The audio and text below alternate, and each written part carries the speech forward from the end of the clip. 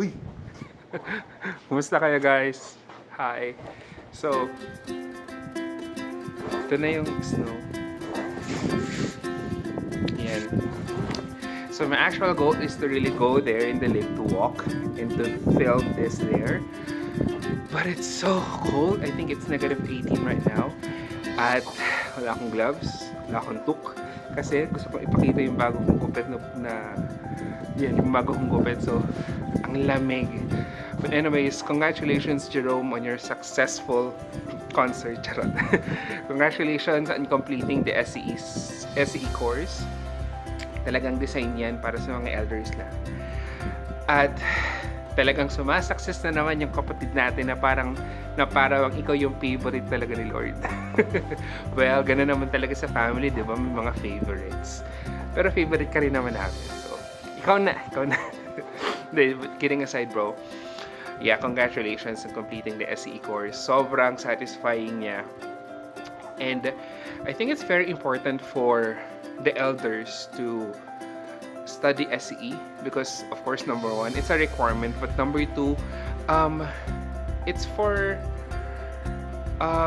primarily it is for Jehovah to show us na the privilege that we have is technically not to be a master or parang ikaw yung nasa position in a congregation, but most of the time is to show love to everyone in the congregation, to show love, compassion, and understanding.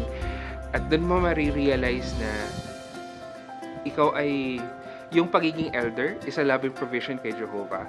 And it really shows how Jehovah loves his flock or all of his worshipers. Kasi kung hindi, talagang magiging mahirap ang organisasyon ni Jehovah, and being an elder is a provision from Him. So, hindi mo talaga iisipin na position siya or lagang kayang-kaya mo siyang ma-acquire kasi malakas ka sa taas. But, yeah, it's a loving provision kay Jehovah, and that really makes you think na how serious yung privilege natin. And lalong-lalo na after viewing the last video on the last day, that's really mind-blowing. Kasi talagang doon mo masasabing, shucks, napakaseryoso talaga ng task natin bilang isang elder. But I know you can do it. I am really confident na syempre, maraming challenges. You will be facing a lot of challenges when it comes sa pagiging elder in serving as an elder. But yeah, nilagay ka ni Jehovah dyan sa posisyon na yan, kaya panindigan mo yan. Yeah, but I'm always rooting for you. I'm always so confident that you can do this task together with your buddies there, together with your friends. Talagang isa kang malaking ano ba yung word na yun? Isa kang malaking isa kang malaking asset sa congregation, whatever congregation will be connected. And hello! Ang hirap mag-isip ko nang sasabihin, but I just wanna say congratulations sa'yo, Jerome.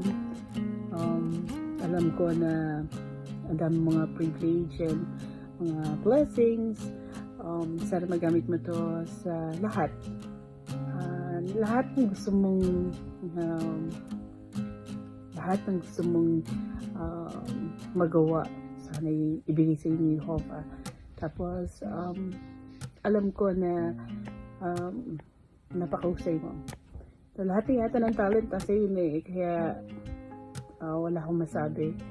Kung kilala ka lang ng mga tao, siguro mararamdaman nila yung pagiging mabuti mong kaibigan, kapatid, yung pag-alagang elder. Yan. So, sana palugain mo yun. Yung mga, kaya lahat ng blessing na yun, you can share with everybody. Congratulations ulit, kapatid ko. Sulong ka. Alam mo, totoo na yung chismis. Natalag ko kapatid mo na si Jesus.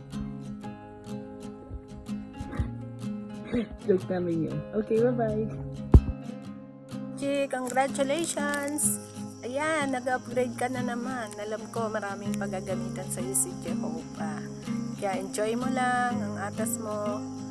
At ingatan mo yung health mo para mas marami ka pang magawa sa congregation nyo. Di ba? Miss you guys.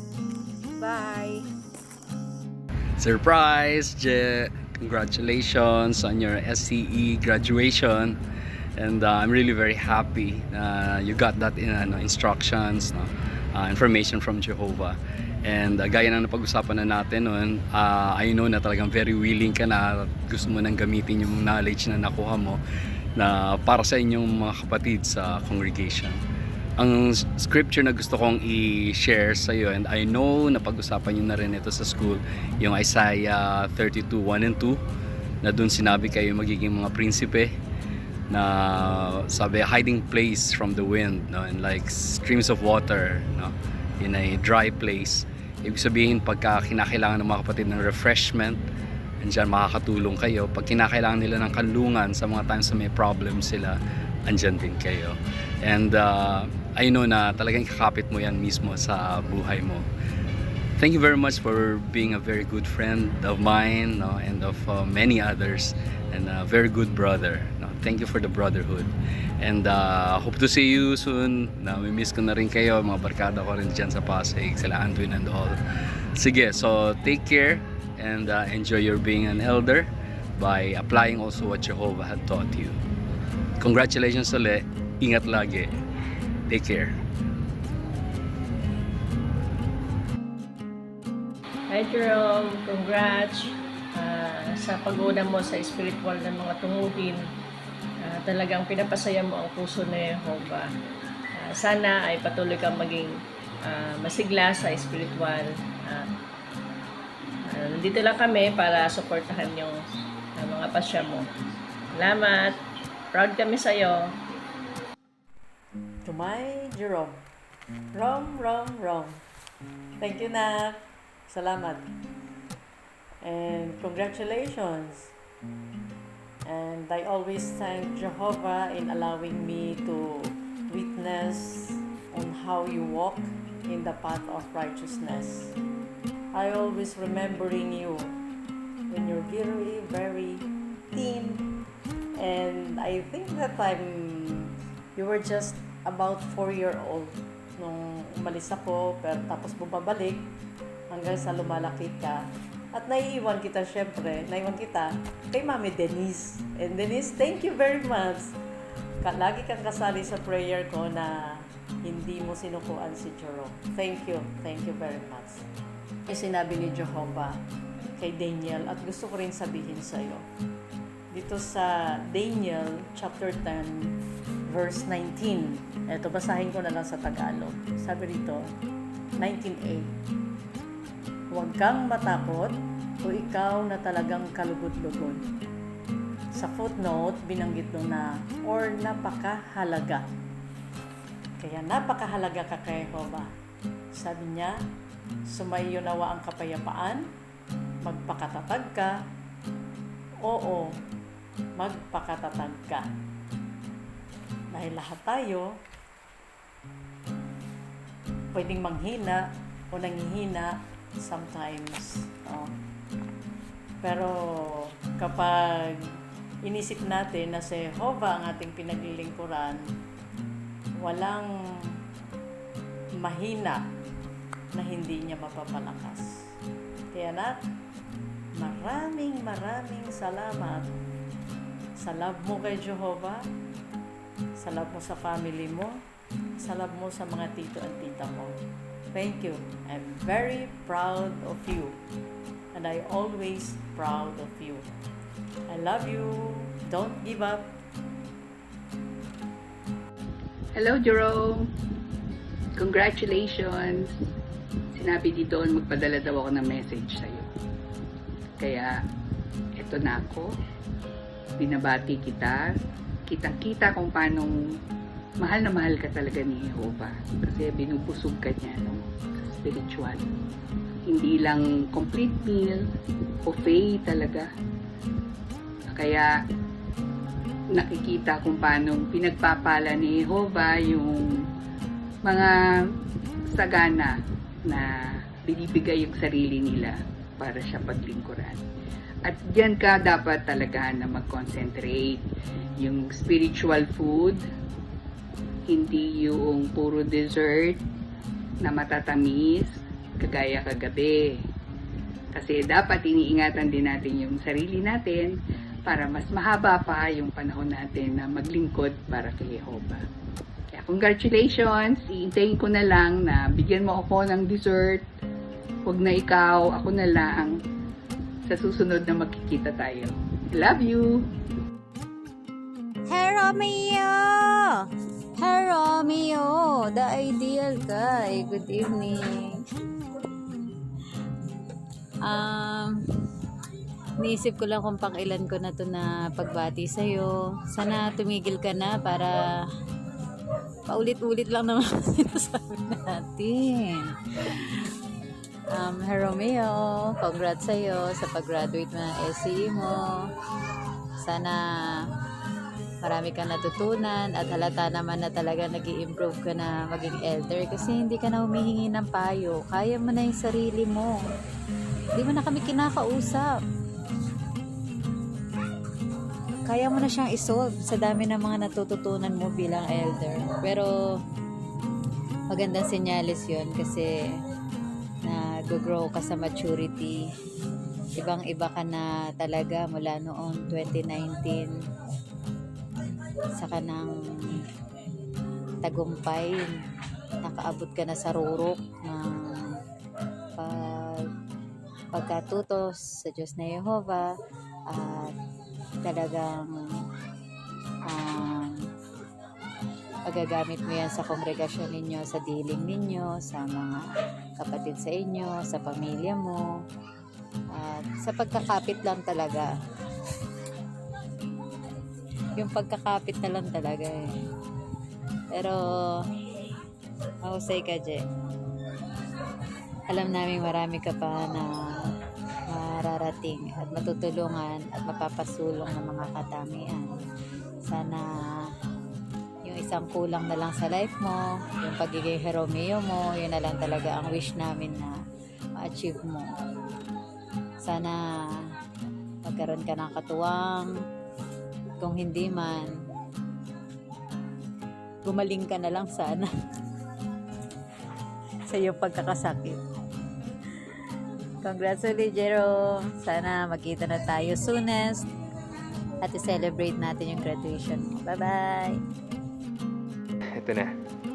And whenever you're doubtful about yourself that you can do your task or about you, about sa mga natatanggap mong provisions, just remember that there is always someone that is cheering on you, that is rooting on you here. So, yeah, well, let's see if I will be coming back in the Philippines for the convention. Let's see, I don't know, but as of the moment, I'll be here for you. Hindi nga lang physically, but yes, spiritually, lagi ko kayong pinapanalangin. Yeah, I miss you so much, guys. Sobrang miss ko na kayo. At ang lamig na, hindi ko na maramdaman yung tenga ko. So, sakit na rin yung ulo ko sa sobrang lamig. But, yeah, congratulations, bro. And see you soon. Rom, congrats sa sa'yo. Nagpapasalamat ako sa pagtulong sa pamilya natin, lalo na pagdating sa spiritual, na kahit na ikaw lang sa sarili mo, nagsisikap ka na marating yung gusto mo sa spiritual. Natutuwa ako sa pagiging aktibo mo sa spiritual. Kahit na sa pamilya natin ikaw lang talaga yung nagpo-focus. Walang tumutulak sa'yo na gawin yung mga bagay na ganyan. Nakita ko sa'yo na yung pagiging masigasig mo. Nagpapasalamat ako sana always na maging masigasig ka at lalo ka pang patibayin ng Diyos na Jehovah sa gusto mong marating sa spiritual na tunguhin. Kay mama mo, sa pagtulong, pag-alalay sa kanya, sa sa spiritual na mga bagay, kahit na alam ko na maraming kulang sa akin, natutuwa ako at nandiyan ka na sumusuporta sa pamilya, sa spiritual. Ang pagiging spiritual minded mo ang isang napakalaking bagay na tulong sa pamilya natin, dahil kung wala ka na umaalalay sa pamilya pagdating sa mga spiritual na mga gawain, maring mahihirapan ng bawat isa. Maraming salamat sa lahat. Sige Rom, salamat. Bye-bye.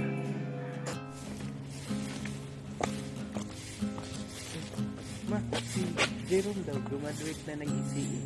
Uy, ganon. O, ano masasabi mo? Ay, di wow. Congrats. Congrats, Je. Meron ka ng nameplate. Elder Jerome ka na.